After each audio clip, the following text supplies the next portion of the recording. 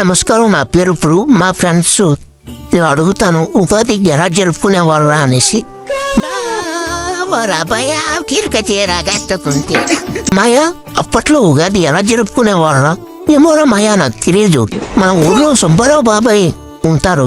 అతనికి ఎంతో అనుభవం, ఎంతో పెద్ద మనిషి, అలాగే అన్ని విషయాలు తెలుసురా. సరే చదవమ్మా. బాబాయ్ ఉన్నాడా? ఇప్పుడు దాకా ఎక్కడే ఉండేవాడురా మీ బాబాయ్. ఇంటికాడ ఉండదు.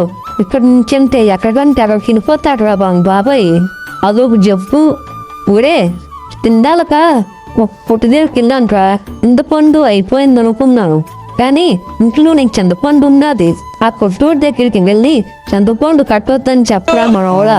సరే పెద్దమ్మా, మా పువ్వు ఏంట్రా బాబు చెప్పింది బాగు ముందే మతమరుపు ఏంటో. ఏరా మా ఎక్కడ వెళ్తున్నావురా? ఇప్పటికే కిరాణీ షాప్ దగ్గరికి ఏం ఈ పనుల్లో కనిపించలేదు.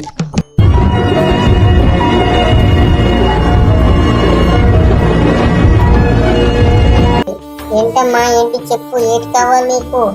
మా పెద్దమ్మమ్మ ఉన్నది కదా, ఆ పెద్దమ్మమ్మ నాకు ఏటి కాదు, నా కోసం కాదు, నీ కోసం కాదు, పెద్దమ్మమ్మ కోసం జీడిపప్పు పెట్టించమన్నా. ఓయ్, నీకు ముందే మతమరుపు, నీకు చెప్పేసి పంపిస్తుందట బాబు. నాకు టైంకి డబ్బులు ఇవ్వదు, ఏటి ఇవ్వదు, కానీ జీడిపప్పు బాదం పప్పు కావాలంటదేట నీ పెద్దమ్మమ్మ. ఏంటో ఎలాగైతే నా వ్యాపారం జరిగినట్టే. ఓం నమ శివాయ. ఏం ఫీల్ ఉన్నది మామయ్య? అమ్మా బాబాయ్ ఎక్కడున్నావా, నీ కోసం ఇంతంటే నెదుగున్నాడు బాబాయ్.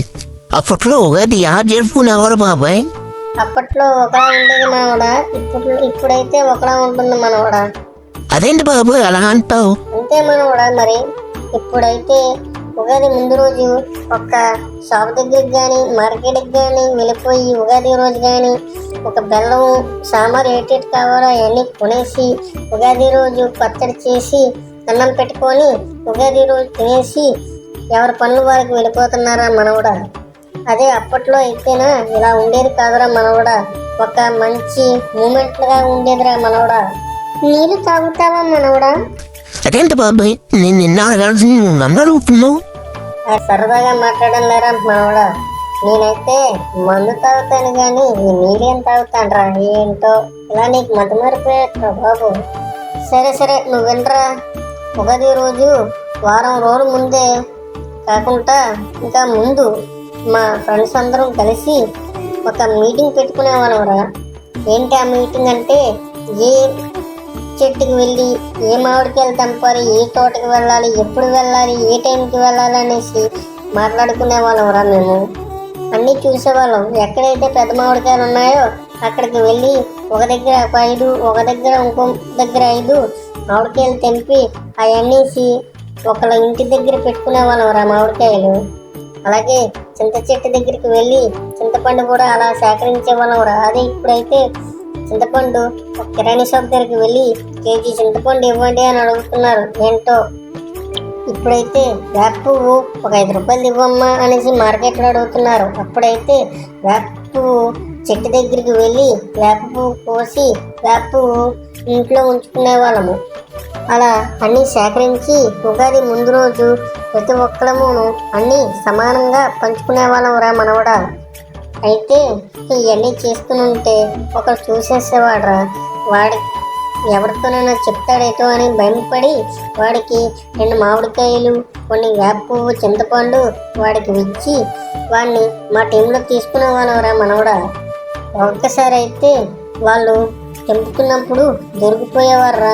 వాళ్ళని ఎవరితోనైనా మాట్లాడించి వాళ్ళని విడిపించే వాళ్ళం కూడా. అలా సాయంత్రం ఎక్కడైనా కలిసి మాట్లాడుకునే వాళ్ళంరా. అలాగే ఉగాది రోజు ప్రతి ఒక్కరి ఇంటికి వెళ్ళి ఆ ఉగాది పచ్చడిని వాళ్ళకు పంచి వాళ్ళ ఉగాది పచ్చడిని మేము తినేవాళ్ళంరా మనవడా అప్పట్లో. ఇప్పుడైతే ఇలా ఉన్నదా, ఎవరింట్లో వాళ్ళు చేసుకొని వాళ్ళే తినేస్తున్నారు. ఏంటో బాబాయ్ అప్పట్లో అలా జరిగేదా బాబాయ్? ఎంతైనా అప్పట్లో గ్రేట్ బాబాయ్. సరే మనవడా, నాకు కూడా ఆలస్యం అవుతుంది. ఇంకా మరి నేను వెళ్ళనా? నాకు ఇంత వివరంగా చెప్పినందుకు చాలా థ్యాంక్ యూ బాబాయ్. మంచిగా నాకు ఎక్స్ప్లెయిన్ చేసావు బాబాయ్ నువ్వైతే. ఫ్రెండ్స్, అప్పట్లో ఉగాది ఎలా జరుపుకునేవారో మీకు గుర్తు చేయాలనేసి ఈ వీడియో అయితే చేశాను. ప్రతి ఒక్కరికి ఈ వీడియో నచ్చినట్టయితే లైక్ చేయండి, షేర్ చేయండి, సబ్స్క్రైబ్ చేయండి. ఇక్కడ దాకా చూసినందుకు ధన్యవాదములు.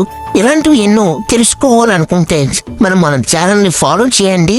అలాగే మరిన్ని వినోదం, మరిన్ని ఫన్నీ కంటెంట్తో వీడియోలను చూడాలంటే మన ఛానల్ని ఫాలో చేయండి. బాబు బయలుదేరు, ఇంటికెళ్ళి ఏసి వేసుకుని పడుకో.